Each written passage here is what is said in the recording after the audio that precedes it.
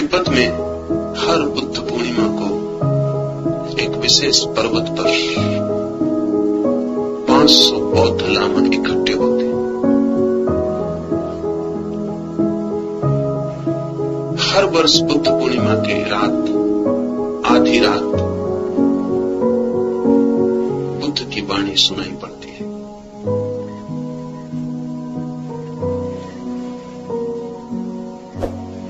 ये बोधिसत्व वाणी एक नियत योजना के अनुसार एक नियत घड़ी में बुद्ध की वाणी उपलब्ध होती है।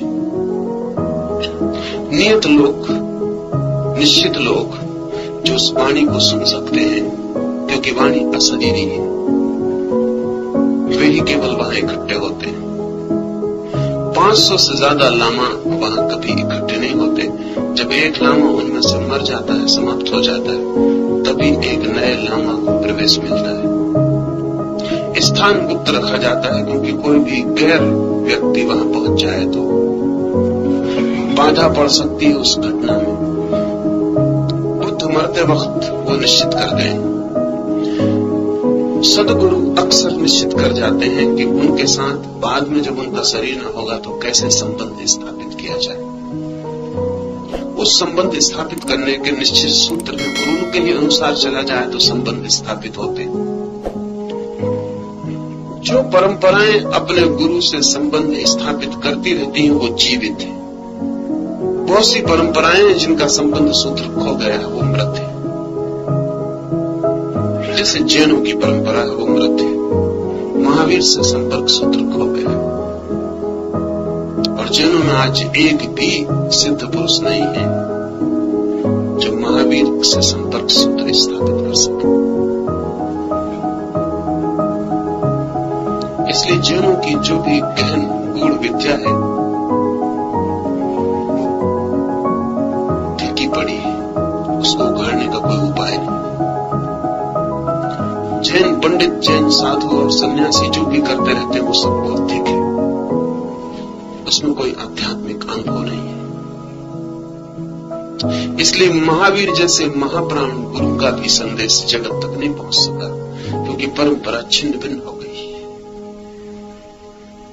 उपाय छोड़ के गए हैं महावीर। जिन उपायों से उनसे संबंध स्थापित किया जा सकता है, लेकिन कोई उपाय काम में नहीं है। बुद्ध की परंपरा आज भी जीवित है। आज भी संपर्क सूत्र स्थापित करने वाले लोग जो आज भी बुद्ध की वाणी उपलब्ध कर सकते हैं। बुद्ध की वाणी शाश्वत उपलब्ध रहेगी, बुद्ध के आश्वासन है। जीसस का संबंध सूत्र खो गया। ईसाईयत औपचारिक धर्म होकर रह गई।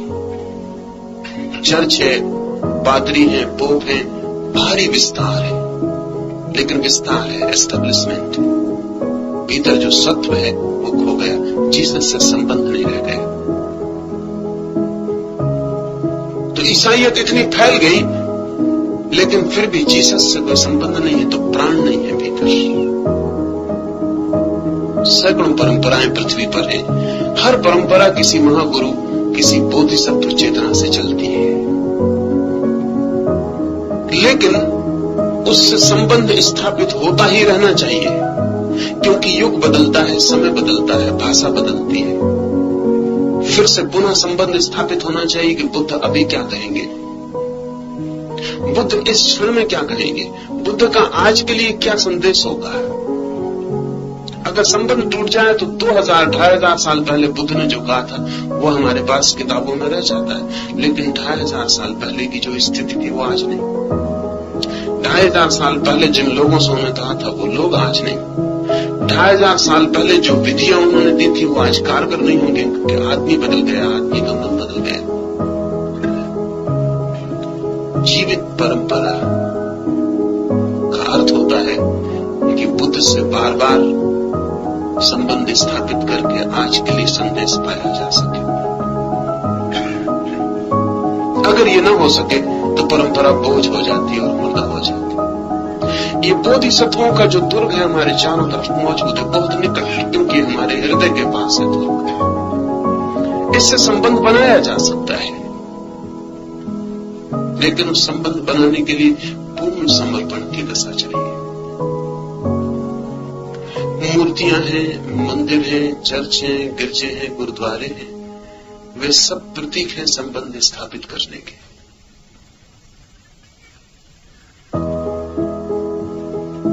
एक तरह के यंत्र हैं जिनसे संबंध स्थापित किया जा सकता है, जिन पर ध्यान एकाग्र करने से आप इस लोक से हटते हैं और उस लोक के लिए उन्मुख हो जाते हैं।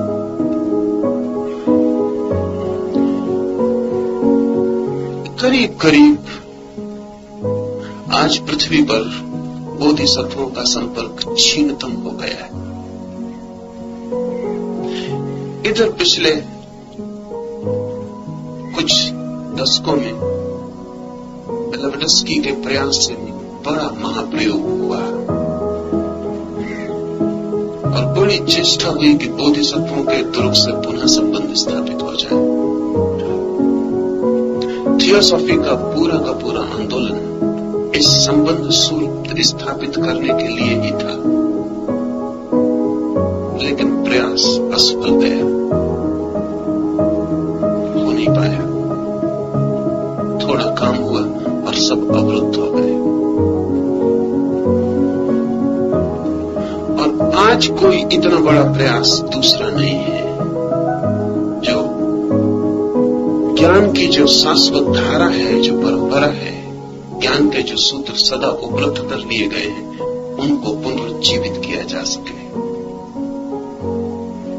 और जरूरत बहुत ज्यादा है कि ये हो, और अगर ये न हो तो आदमी भटक सकता है, खो सकता है। क्योंकि आदमी के पास बुद्धों का जो जीवंत दुर्ग है, अगर उससे ही हमारा संबंध विच्छिन्न हो जाए तो हम भटकते ही चले जाएंगे और गिरते ही चले जाएंगे। आज आदमी की गिरावट का कारण न तो विज्ञान है, आदमी की गिरावट का कारण न तो अनीति है, आदमी की गिरावट का कारण न तो अधर्म है। आदमी की गिरावट का एक ही कारण है कि अनंत काल में जो शाश्वत सत्य खोजे गए हैं और उन सत्यों की संपत्ति जिनके पास सुरक्षित है, उनसे हमारा संबंध छीन हो गया। उस संबंध को पुनरुज्जीवित किया जा सके तो ही मनुष्य को बचाया जा सकता है, अन्यथा ये पृथ्वी खाली कर देनी पड़ेगी। अन्यथा इस पृथ्वी पर आदमी के बचने की इस सदी के बाद कोई संभावना नहीं। एक महा आंदोलन की जरूरत है कि पृथ्वी के कोने कोने में सभी धर्म परंपराओं से संपर्क पुनरुज्जीवित किया जा सके। ये किया जा सकता है अगर आप समर्पित हैं और ध्यान में पूरी तरह डूबते हैं, तो आज नहीं कल अचानक आप पाएंगे कि आप एक दूसरे लोक में प्रवेश करने लगे और दूसरे लोक की वाणी आपको सुनाई पड़ने लगी और दूसरे लोक की आत्माएं आपसे संबंध स्थापित करने लगी। वे सदा उत्सुक हैं, सिर्फ आपकी तरफ से द्वार खुला चाहिए। और तब आप पाएंगे कि आप नाहक ही परेशान हो रहे थे, जिनसे मार्गदर्शन मिल सकता है वो बहुत निकट है। ये सूत्र कहता है, साथ ही चूंकि मनुष्य इसे नहीं देखता है, इसलिए वह न स्पर्श कर सकता है और न प्रज्ञा की वाणी को सुन सकता है, क्योंकि वह जानता ही नहीं है। लेकिन ओ जिज्ञासु, निर्दोष आत्मा वाले, तूने तो इसे सुना है और तू तो सब कुछ जानता है, इसलिए तुझे निर्णय करना है। अतः एक बार फिर से सुन।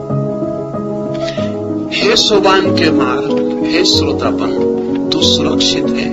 देख उस मार्ग पर जहां थके हुए यात्री को अंधकार का सामना करना होता। ये उसे याद दिला रहा है, इस सूत्र सिर्फ याद दिला रहा है।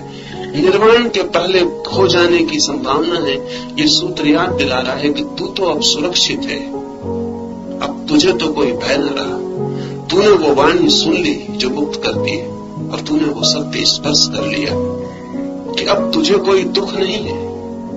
तेरे पैर निरंतर आनंद में बढ़े जा रहे हैं, लेकिन स्मरण कर उस मार्ग का जहां तू कल चल रहा था।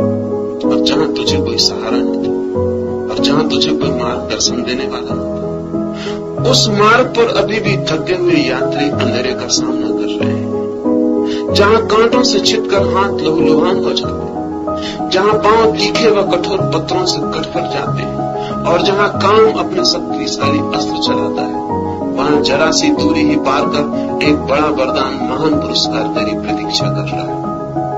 अगर तू जरा सा लौट के पीछे देख तो जिस रास्ते पर तू कल तक था वहां करोड़ों लोग, जैसा तू भटकता था वो भटक रहे हैं, जिन दुखों में तू डूबता था उसमें वे डूब रहे हैं, जिन पीड़ाओं को तू अपने हाथ से पकड़ के भोगता था वहां वे अपने ही हाथों से अपनी पीड़ाएं निर्मित कर रहे हैं और भोग रहे हैं। पीछे के नर्क को देख, ये नर्क अगर दिखाई पड़ जाए तुझे तो तू उनकी सहायता के काम पड़ सकता है। वह शांत और अकंप यात्री इस धारा पर बहता चला जाता है जो निर्वाण को चली जाती है। वह जानता है कि जितने ही उसके पांव खून उगलेंगे उतना ही वह स्वयं धुलकर स्वच्छ हो जाएगा। वह भली भांति जानता है कि 7 छोटे छोटे क्षणभंगुर जन्मों के बाद निर्वाण उसका है। ये भी तुझे साफ है कि ज्यादा देर नहीं है तेरे महानिर्वाण में खो जाने। शीघ्र ही, थोड़े ही जन्मों में तो समस्त रूप से महाशून्य हो जाए। इसके पहले कि तू महाशून्य हो जाए तो महाशून्य होने की जल्दी मत कर। ऐसा है ध्यान का मार्ग जो योगियों का आश्रय है और जिस अपूर्व लक्ष्य के लिए श्रोता बनने लालायत। वो जो धारा में प्रवेश कर रहा है, साधक है, नया है, लालायत है इस महाशून्य को जाने वाले मार्ग पर चलने के लिए। लेकिन जब उसने अरहत का मार्ग पार कर लिया तब कोई लालसा नहीं। अरहत होते ही सारी लालसाएं शांत हो जाती हैं, सारी वासनाएं क्षीण हो जाती हैं। तब खतरा है, क्योंकि जब स्वयं की वासना क्षीण हो जाए तो दूसरे की भी दिखाई नहीं पड़ती, और जब स्वयं के दुख मिट जाए तो दूसरे के दुखों का कोई ख्याल नहीं रह जाता। हम वही जानते हैं जो हमारे भीतर होता रहता। जो हमारे भीतर बंद हो गया हम भूल जाते हैं कि दूसरों के भीतर अभी जारी है। वहां सदा के लिए क्लेश मिट जाता है। अरहत होते ही, सिद्ध होते ही सारा क्लेश मिट जाता है और तन्हा की जड़ें उखड़ जाती, तृष्णा के सारे जाल टूट जाते हैं। लेकिन ओ शिष्य रुक, अभी भी एक और शब्द कहना बाकी है। क्या तू ईश्वरी करुणा को मिटा सकता है? करुणा कोई सद्गुण नहीं है, यह नियमों का नियम है, शाश्वत लयबद्धता, आलय की आत्मा, इसे ही तटहीन जागतिक तत्व, नित्य सम्यक्त की प्रभा, सभी वस्तुओं का कौशल और सनातन प्रेम का विधान कहते हैं। एक शब्द और अरहत के लिए सूत्र कहता है कि एक शब्द और, सब हो चुका, तेरी तृष्णा मिट गई। तेरी तृष्णा के साथ ही तेरे दुखों का सागर तिरोहित हो गया। खुद की तृष्णा ही खुद का दुख है। तुझे कुछ पाने को ना बचा, तूने सब पा लिया। तू हो गया जो हो सकता था, तेरा फूल खिल गया। लेकिन एक आखिरी शब्द और वो आखिरी शब्द है करुणा के संबंध में। इसे हम समझ लें। जिस जगत में हम रहते हैं वासना नियम है। वासना का अर्थ है हम लेना चाहते हैं, पाना चाहते हैं, छीनना चाहते हैं। जिस जगत में हम रहते हैं वहां वासना नियम है। इस जगत के पार होते ही वासना की जगह करुणा नियम हो जाता है। वासना का अर्थ है लेना, करुणा का अर्थ है देना। वासना के ठीक विपरीत, वासना चाहती है देना कुछ भी ना पड़े और सब मिल जाए, और करुणा चाहती है लेना कुछ भी ना पड़े, सब दे दिया जाए।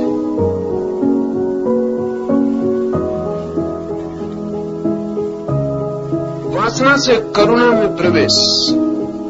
अरहत की वासना नष्ट हो गई, अब वो चाहे तो सीधा शून्य में विलीन हो सकता है। लेकिन बोधिसत्व का जो दूसरा मार्ग है वो कहता है जो जो वासना से तूने मांगा था वो करुणा से लौटा दे, निपटारा पूरा कर दे। जिनसे तूने चाहा था उनको दे दे, बिना बिना दिए भी खोया जा सकता है, बिना बांटे भी खोया जा सकता है। कोई बांटने की अनिवार्यता नहीं, अब कोई दबाव नहीं है, अब कोई जोर जबरदस्ती नहीं है कि बांट ही। सच तो यह है कि जब तक जोर जबरदस्ती है बांटने की, तब तक हमारे पास बांटने को कुछ नहीं होता। जिस दिन बांटने को मिलता है कुछ, उस दिन कोई जोर जबरदस्ती नियमों की नहीं रह जाती।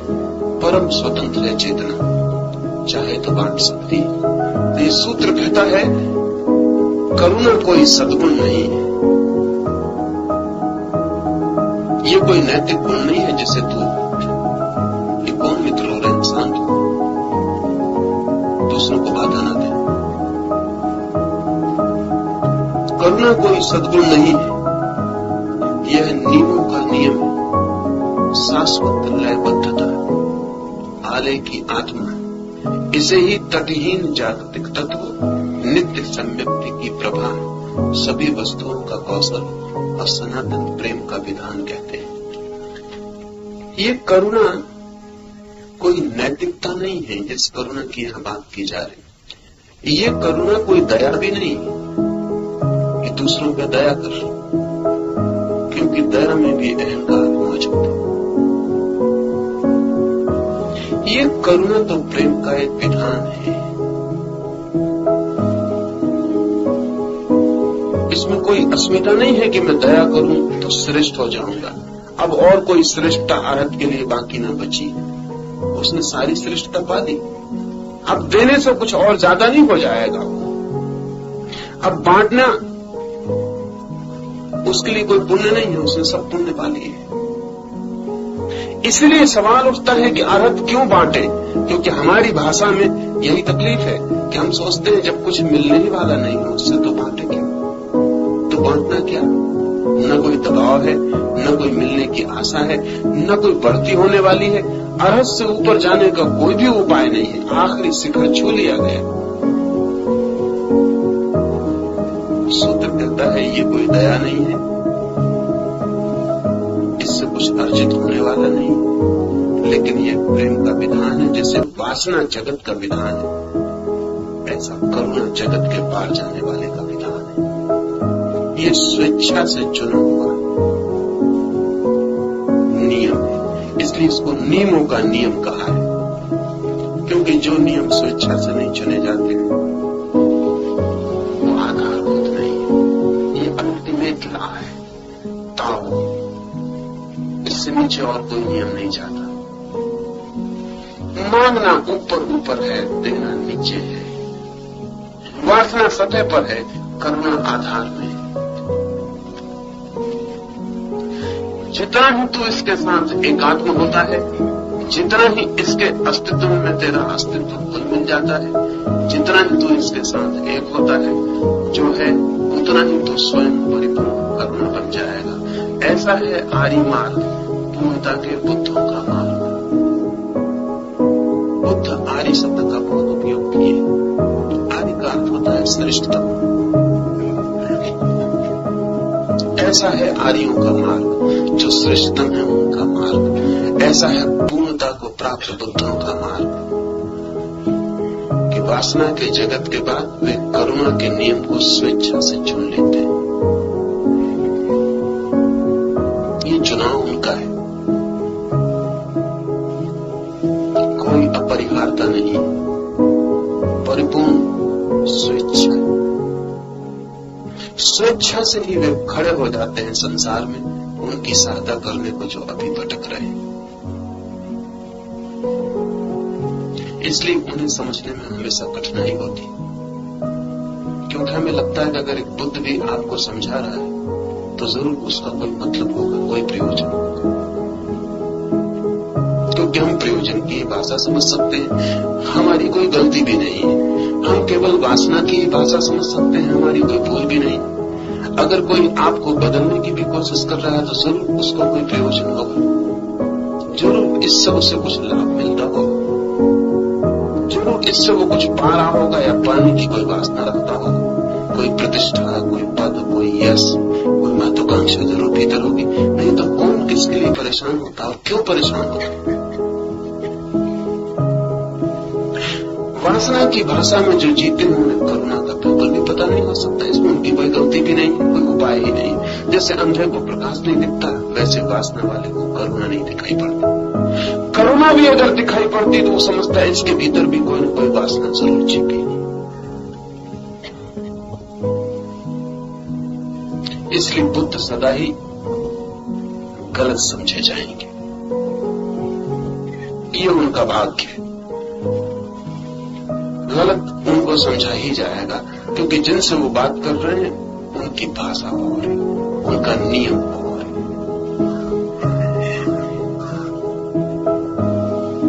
लेकिन फिर भी वे चेष्टा में रत रहेंगे, क्योंकि जैसे जैसे उन्हें दिखाई पड़ना शुरू होता है अपनी पीड़ाओं का पत्थर, जिस पर वे गुजरे हैं अनेक अनेक जन्मों में, वैसे ही उन्हें दिखाई पड़ने लगते हैं अनेक अनेक आत्माएं उसी तरह की पीड़ाओं में गुजरती हुई। ये सूत्र बोधिसत्व पैदा करने के सूत्र हैं। जो भी अरहत के मार्ग पे जा रहा है उसे इनका स्मरण न हो, ये सूत्र ख्याल में न हो तो वो लीन हो जाएगा। अनेक बुद्ध खो गए हैं शून्य में सीधे। ये सूत्र सिर्फ इस बात के लिए गहरी चोट करने के लिए है कि इनका ख्याल बना रहे। तो महायान में जैसे ही साधक ध्यान के करीब पहुंचने लगता है, इस तरह के सूत्र उसके गुरु उसको देने लगता है, क्योंकि अब डर का क्षण करीब आ रहा है। अब वो खतरनाक क्षण करीब आ रहा है जब साधक चुंबक की तरह खींच लिया जाएगा, शून्य में हो जाएगा। ख्याल रखें, जब भी आनंद घटता है तो कौन रुकना चाहता है? एक कदम भी कौन रुकना चाहता है? जब महाआनंद निकट खड़ा हो तो आप उसकी तरफ पीठ न कर पाएंगे, तब तो मन होगा कि कूद जाए, डूब जाए। कुछ समय इन सूत्रों का स्मरण बना रहे तो शायद कोई पीठ फेर के खड़ा हो जाए और लौट के संसार की तरफ देखे जो उसके पीछे रह गए। देखते ही संसार को दूसरा नियम शुरू हो जाएगा करुणा का, लेकिन अगर न देखा तो वो नियम काम नहीं करेगा। एक बार भी पीछे लौट के देख लिया, वासना तिरोहित हो गई, करुणा सक्रिय हो जाएगी, दूसरे नियम का सूत्रपात हो गया।